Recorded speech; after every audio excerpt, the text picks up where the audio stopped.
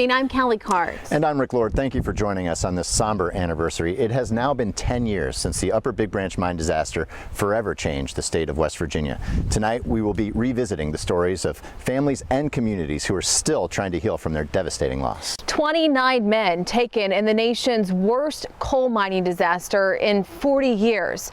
29 families left to carry on their memories, many of them coming here to the Upper Big Branch Miners Memorial in Whitesville to reflect and to remember. For the next half hour, we will be taking a look back at the disaster, examine what's changed in mine safety over the last decade, and visit with the families who are still dealing with unimaginable grief. But first, Eyewitness News reporter Leslie Rubin recounts the chain of events that happened when disaster struck. It's mid-afternoon on the Monday after Easter, April 5th, 2010. Word starts to spread. There's been an explosion deep inside the Upper Big Branch mine near Mont Coal. They told me there'd been an explosion. And I said, where? And they said, performance. 8 o'clock that night, Massey Energy confirmed 7 miners are dead and at least 19 others unaccounted for. 5 hours later, hope starts to fade as 25 miners are confirmed dead and 4 still missing. We have 4 unaccounted, 4 miners, and we're going to do everything in our power and in the mine rescue team's power to locate those people alive. An agonizing 4 days pass. It is what it is, and this is what we're dealing with right now. It's nothing compared to what the families are going through. With around-the-clock press conferences. We've had a setback. Updating the nation about the search for the 4 missing and the recovery of those killed. If we have any hope of survival and they're in the rescue chamber, they're still okay. That's the sliver of hope we have, and it's a long shot. Everyone's been upfront about that because this was a horrible blast. But if they're there, they're okay. Just after midnight on April 10th, Governor Joe Manchin confirms the worst. We did not receive the miracle that we prayed for. We have accounted for 4 miners that have been unaccounted for. We have a total of 29 brave miners who are recovering at this time. 3 days later, investigations into the blast are announced. Manchin appoints mine safety expert David McAteer to conduct an independent investigation. This investigation will, as we've done in the past, let the facts drive the conclusion. April 25th, President Barack Obama attends a memorial service for the miners. How can we let anyone in this country put their lives at risk by simply showing up to work, by simply pursuing the American dream? A day later, Massey's board defends the company's safety performance and tells reporters that the mine was in good condition before the explosion, with routine checks being done just minutes before the blast. All the indicators are that at the start of the shift, everything was okay. At the end of 2010, Massey announces its polarizing CEO, Don Blankenship, will retire, a deal that gives him $12 million in cash. Blankenship had been with Massey since 1982 and served as CEO for 10 years. I realize we all have a role to play in life, and people play that role. I do think that people need to search their heart and their mind for truth and try to base their positions on that. A little more than a month later, Alpha Natural Resources announces it's buying Massey in a $7.1 billion deal. February 2011, Massey Security Chief Huey Elbert Stover is charged with lying to UBB investigators and trying to destroy evidence. He is later sentenced to 3 months in prison. In March, former UBB miner Thomas Hara is charged with faking a foreman's license while performing safety checks at the mine. He pleads guilty and spends 10 months in jail. I do want them to go to jail. If they did the crime, yes, go to jail.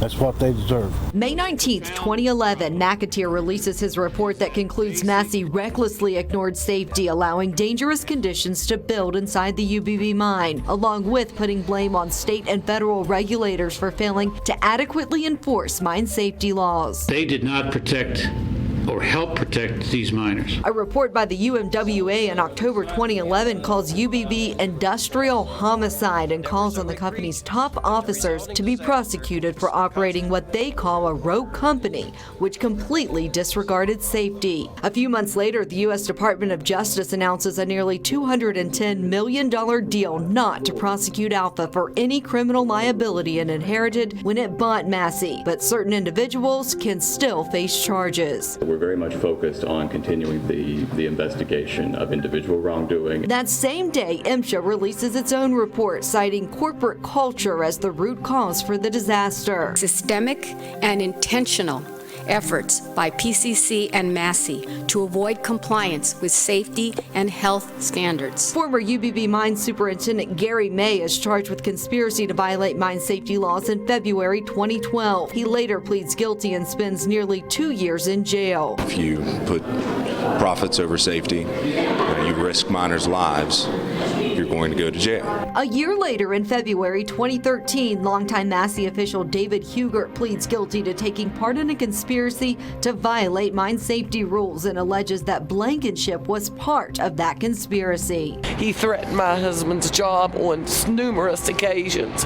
This is common practice within Massey, that they notify guards and anyone else under the property, and if you do not do that, you are fired. Hugert is sentenced to 42 months in prison. November 13th, 2014, more than 4 years after the explosion, Blankenship is indicted on 4 charges. Prosecutors said he conspired to violate federal mine safety laws at UBB and provided advanced warning about mine safety inspections. He was also accused of lying about Massey safety practices before the explosion. He was not charged for the miners' deaths or causing the blast. Are you still claiming your innocence right now?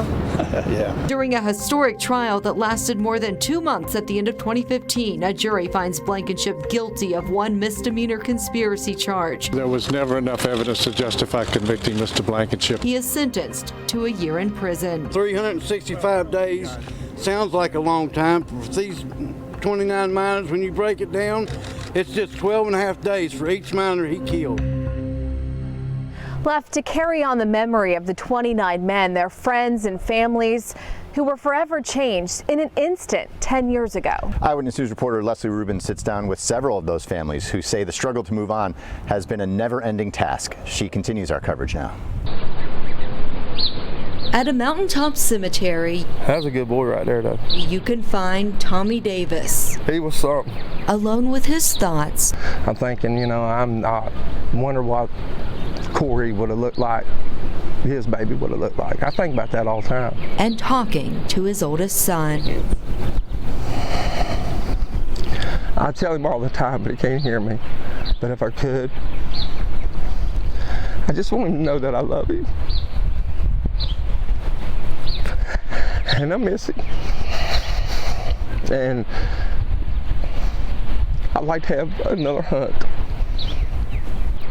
Corey Boy, he calls him, was the youngest of the miners killed at UBB, a 4th-generation coal miner who loved the outdoors. He was just 20. He's not been forgotten, and I won't ever let him be forgotten. I love him too much to just let it go. But Tommy's pain does not start and end here at his son's grave. His brother and nephew also died in the explosion. Tommy was on his way out of the mine when it happened. It's hard for me to love something. It is. I struggle because pretty much everything in my family wise or anything I've ever done that I loved is gone. For Gary Quarles, the pain comes back in waves. I ain't forgot nothing. His heart as broken today as it was 10 years ago. Who this boy is and what he meant to me. Recalling the moment he knew his son, Gary Wayne, wasn't coming home. Like nothing that you could ever believe. You don't think it ever happens.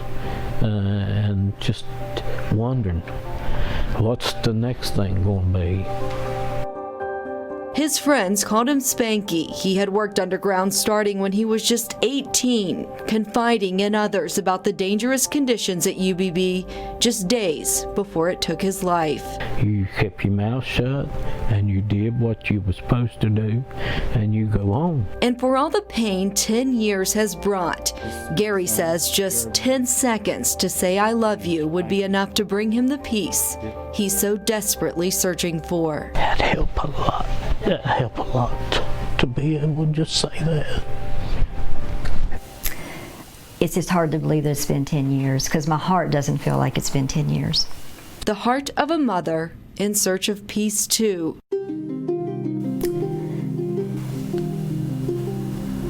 When I call out these names, I need the families to go in this room. Jason's, his was the third name, and from that point on, it's kind of a blur. A blur of a decade of emotions in the midst of a mission for justice the Atkinses say they'll never see. We buried our kid because of you. The commercials running for office, trying to get his sentence overturned. And even with former CEO Don Blankenship's conviction and year in prison, the families agree it's not enough for the man who had the power to shut the mine down and ultimately save 29 lives. He had a part of my son, taking my son's life. He had a part. And my son ain't gonna get to live like he always wanted to. His dreams never got fulfilled. Nobody's took the blame for 29 men being dead. For the 29 families, that is missing. Time is one thing that has certainly passed. First off, I give him a hug. The pain and the hurt, tell him I love him, have certainly not.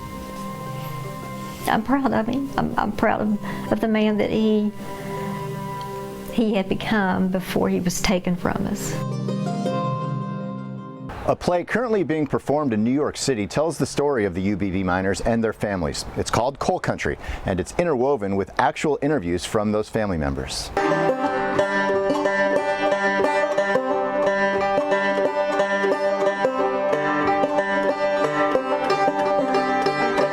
Well, the devil put a coal on the ground, devil put a coal on the ground. He buried it deep, it'll never be found. Devil put the coal on the ground.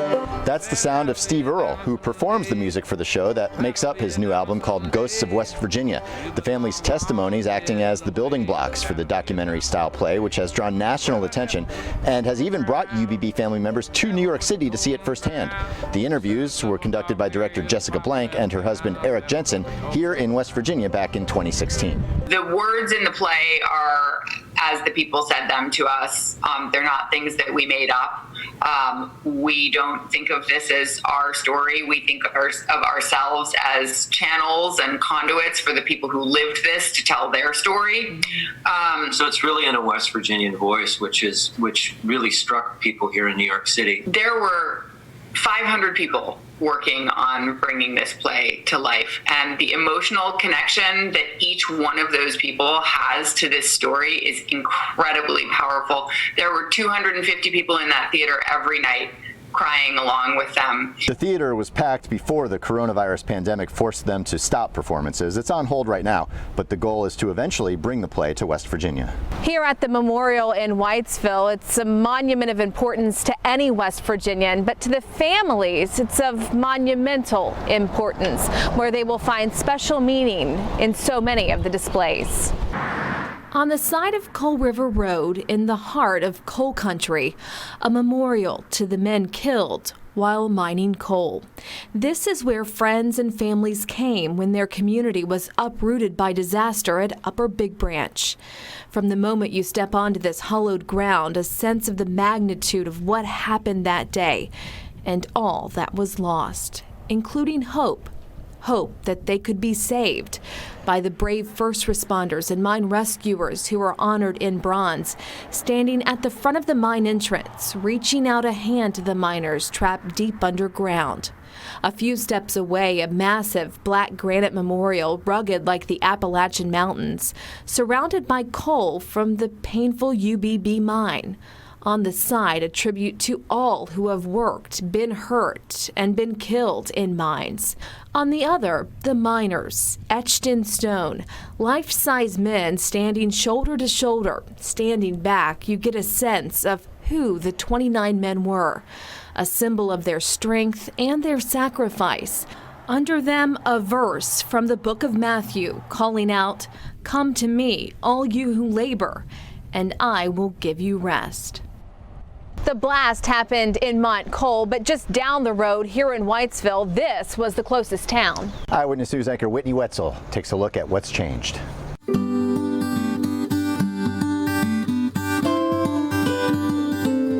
It's a very small community. It used to be a very vibrant, bustling community, and even in the 80s and early 90s when coal was doing well. These days, the town of Whitesville looks much different than it once did. There was people on the streets all the time. You know, this was a 5 and dime. This was Ben Franklin's. Haddad's was next door. And, you know, on down the line, we had the bowling alley and the theater. But the community still thrives off of one thing: coal. It's the backbone. It's the blood.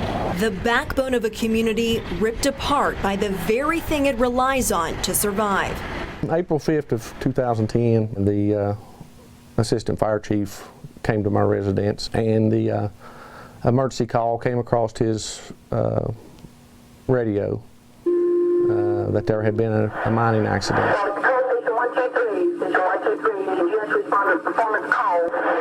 I immediately responded up. Looks like I've got up the potential of 10 deceased currently, maybe in the excess of 30 total injured. I knew that something significant had happened. We're still trying to get all the total number. They're still bringing pellets to the surface. It's a total disaster control. I need all the resources you can give me.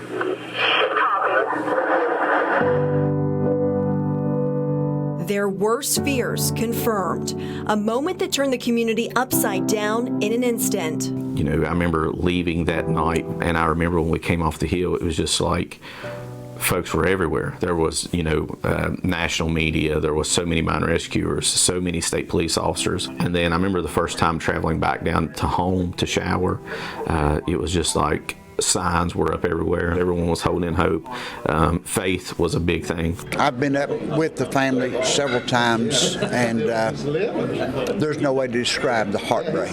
David Minturn, a pastor at a nearby church at the time, provided prayer and comfort to victims' families. He was one of many who watched and waited at a local diner. Glued to the TV, sharing any information they had, there's just a somber attitude. Nearly 5 days of agonizing pain, waiting for any hope of a miracle that never came. The first responders left with a grim task that still haunts them. I'll never forget that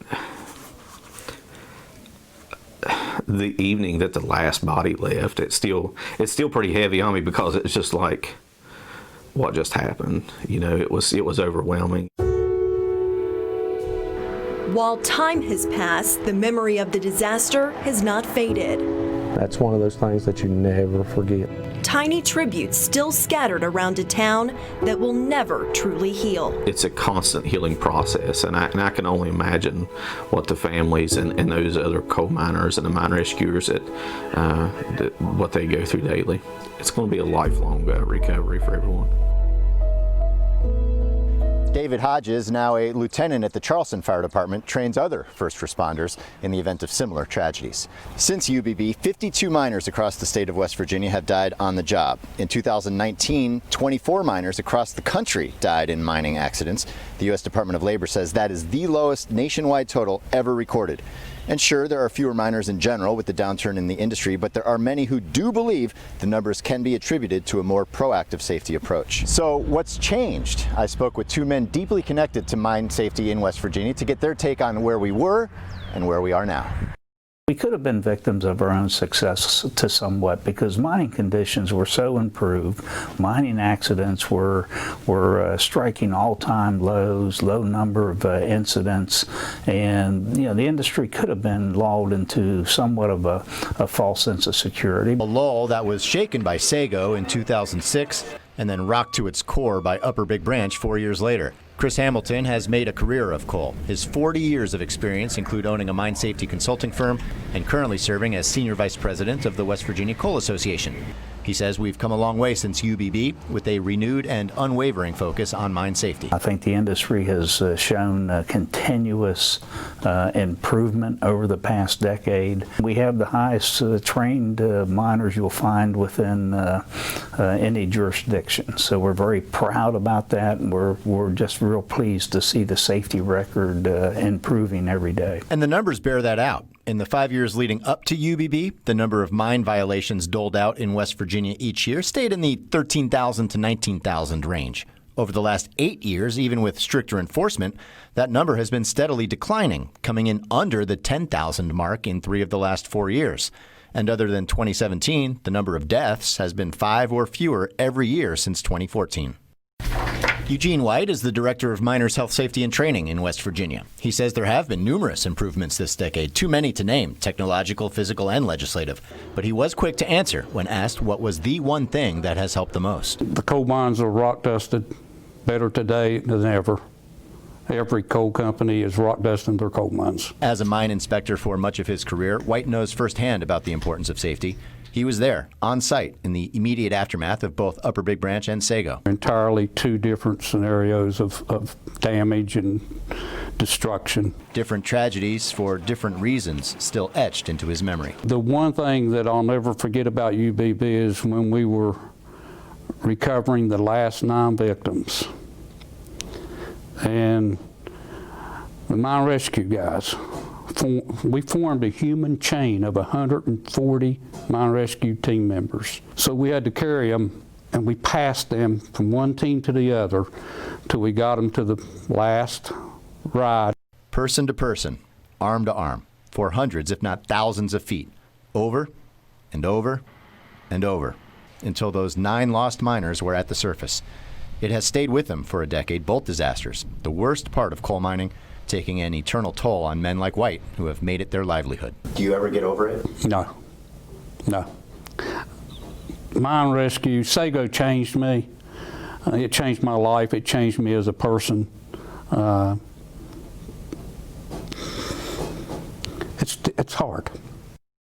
A central figure during the response to the disaster was Joe Manchin. He was governor at the time. We had the chance to sit down with him and reflect on that tragedy and what's changed since then. And immediately we go right to the mine. Looking back, now Senator Joe Manchin can recall the tragedy at Upper Big Branch as if it was yesterday. He says the first priority was clear communication, the mistakes of the Sago mine disaster, and incorrectly announcing that 12 miners had survived was a difficult lesson they were not going to repeat. He says phones were confiscated and a line of communication established with the first priority, families. We want to make sure that the families know what we know every 2 hours, anything, because they're hanging on every word now. Around the clock, day into night. You know that our only chance is if somebody could have gotten to that chamber. Updates to the public in front of hundreds of cameras. Manchin and the others becoming familiar faces on TV while delivering heartbreaking news. We did not receive the miracle we prayed for. But he says it was the moments that no one saw with the families that have stayed with him. I remember sitting there and at night, around 11 o'clock until about 6 in the morning is when you really got people talking to you, because there's nobody else around, and they would talk. And they want to tell you all the great things and all the wonderful things they've done, the life they've had, and things of that sort. The wife of one of the section foremen and her 2 sisters were sitting with her, and they were very quiet, and I tried to get a conversation. The next day they wanted to talk, and we started talking, and they said I knew something would happen. It was just a matter of time. And that started making you think, you know, shouldn't anyone who goes to work be expected to come home safe? But when a family member keeps thinking, I always thought this would happen and her husband left her a letter saying, something's going to happen. I'll never forget that. He knew because of the way it was being operated. And Manchin says those late night conversations have guided him over the last 10 years, passing bills to require more personal breathing devices, more rescue chambers, and an anonymous tip line to report unsafe working conditions, and reminding others who didn't experience this firsthand of the sacrifices made by miners. Everything changes. And 10 years later, you look back on it, their lives are still, it's not healed. It'll never heal. That hurt will never heal. The only thing they can do is hopefully know that we made the changes that saved somebody else. And that's why I tell everyone, before you start trying to change the mining laws, the safety laws for miners, or any job, OSHA, any job, please think about the price people have paid for those changes to come. We want to thank you for joining us this evening as we remember the 29 men and their families. We leave you this evening with the faces of the men behind these stories. Each picture a reminder of the heartache still felt so deeply by those who loved them and by a state still mourning 10 years later.